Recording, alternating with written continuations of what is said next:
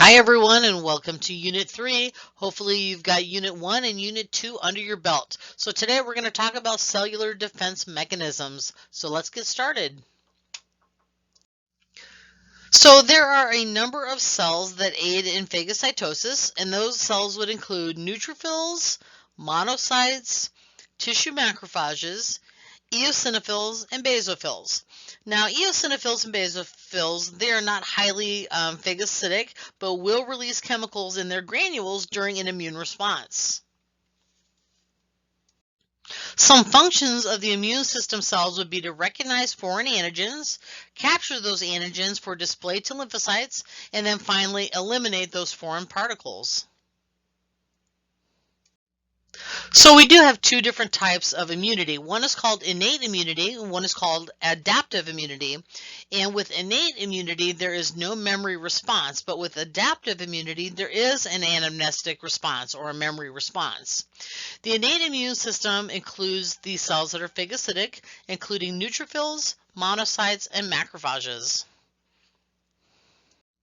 Now, the adaptive immune system is a little bit different than the innate immune system because it has a memory response. It includes lymphocytes such as T lymphocytes and B lymphocytes. And also the adaptive immune system includes plasma cells, and it's plasma cells that make antibody. In order for the immune system to function correctly, there has to be a cooperation of both the innate and adaptive immune systems. Let's go ahead and start by talking about the neutrophils, which is a cell that aids in phagocytosis. These are also known as polymorphonuclear neutrophilic lymphocytes. And just so you know, the neutrophils move quickly to the site of injury or infection because they are actively motile, and they move because of chemotaxis towards the site of injury or infection. They move from the circulating blood to the tissues. And they are granulated, and these granules contain many different enzymes, and these enzymes degrade bacteria. One enzyme contained in the granules of neutrophils is called myeloperoxidase, and interestingly enough, it is the pigment in myeloperoxidase that causes pus to be green.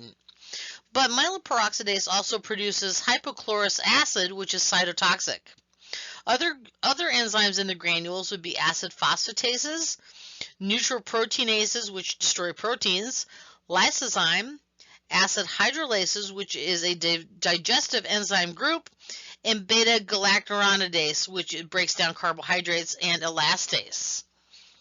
So these neutrophils fight infections by moving in and out of the peripheral blood and vessels. They do participate in phagocytosis, and they prolong inflammation because their cytokines and soluble mediators are being released.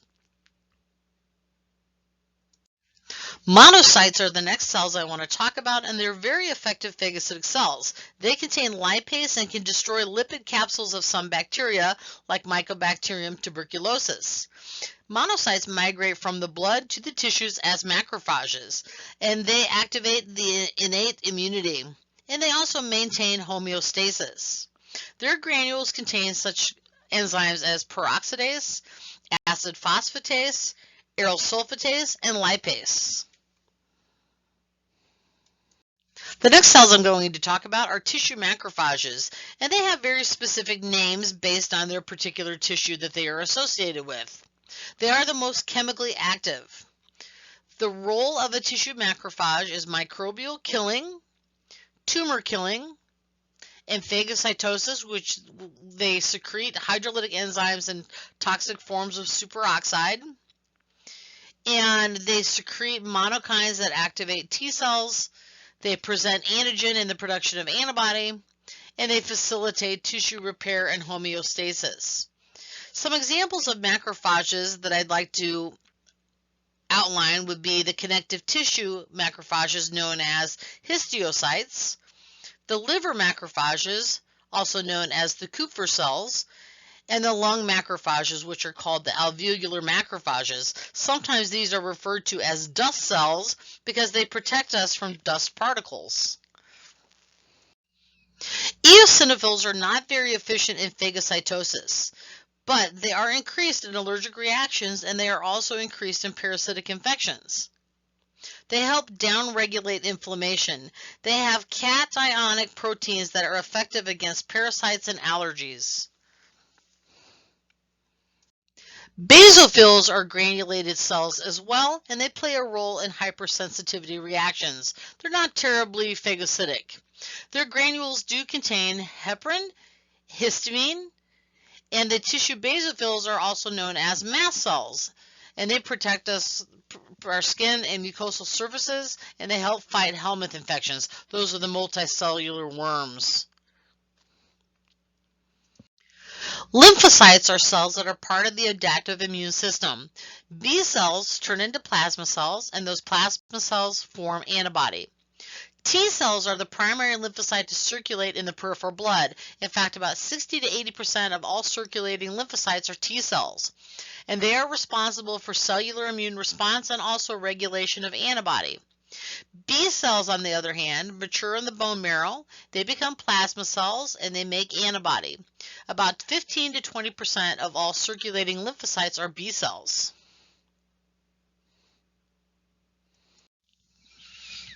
There are two subsets of T cells. One is called the CD4 subset and one is called the CD8 subset.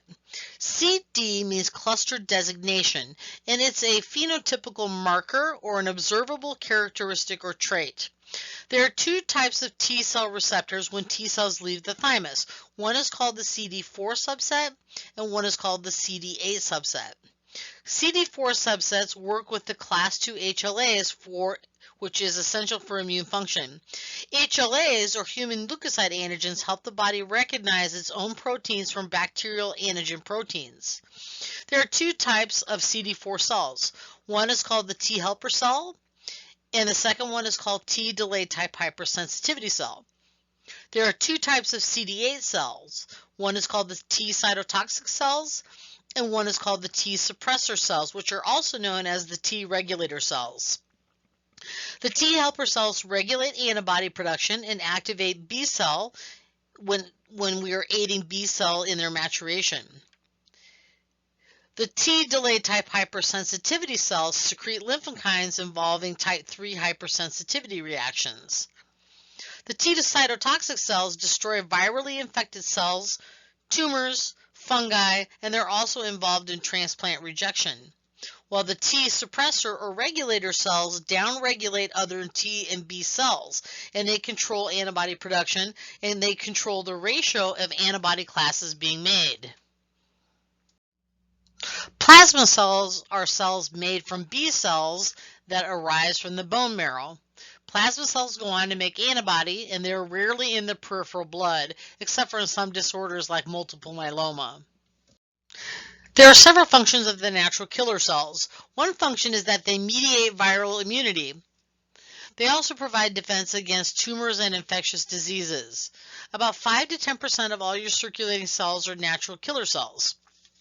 They initiate proliferation and activation of the T cells, and these are also known as large granular lymphocytes, or LGLs. Lymphokine-activated killer cells actually kill antibody-sensitized cells, and they kill target cells sensitized with antibody. They are potent tumoricidal cells, and they are used to treat cancer patients in a process known as immunotherapy.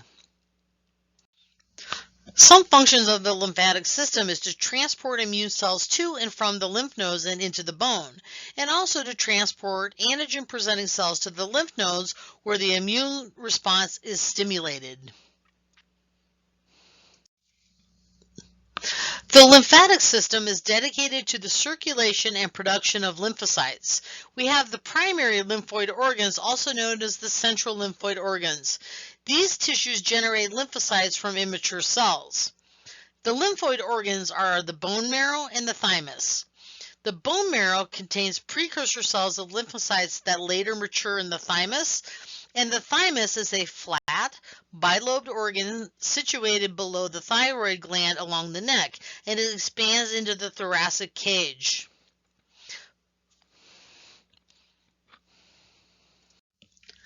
The peripheral lymphoid organs, also known as the secondary lymphoid tissues, mature lymphocytes are here. These organs are essential in immune response. The lymph nodes are complex cellular stations situated along the lymphatic ducts. The spleen is in the abdomen. It removes old red cells from circulation and aids in phagocytosis of blood-borne particles and aids in immunoglobulin synthesis. And then finally we have the tonsils. Most lymphocytes in the tonsils here are B cells. About 51% of the cells in the tonsils are B cells. There are a number of ways that we can identify cells in cases of immunosuppression. For one thing, we can look at the morphology of the cell or the appearance of the cell, including evaluating the size, shape, and staining characteristics of the cells. We can do genetic probes or DNA sequencing or PCR, which is polymerase chain reaction. It's a molecular test. We can look at antigenic markers or immunologic markers on the surface of the cell. We can look at cytokines being secreted by the cell, and we can look at the functional capacities of the cell. We can look at the functional capacities to identify the function of the cell. And then finally, we can use flow cytometry. This is used to identify gamma globulinemias, HIV, leukemias, and leukemias like CLL. Scattergrams are used in flow cytometry to identify a cell's size, shape, and density. Subset cells can be identified also. Some surface markers or antigens on T and B cells would be things like the CD1 surface marker, which plays a role in antigen presentation, the CD2 marker, which is involved in T cell activation, CD3 surface marker, which is involved with signal transduction, CD4, which is a receptor for HIV, the HIV virus. CD21 is the receptor for complement C3d, and CD35 is the receptor for C3b and C4b, which has to do with the complement cascade, and it also mediates phagocytosis. In flow cytometry, we group cells in a heterogeneous mixture and then classify them. Cells are actually stained with the fluorochrome, and the fluorochrome binds and reacts with cellular components of interest. Lymphocytes are incubated with fluorescent tagged monoclonal antibodies, and the stained cells then flow through a tube flow chamber.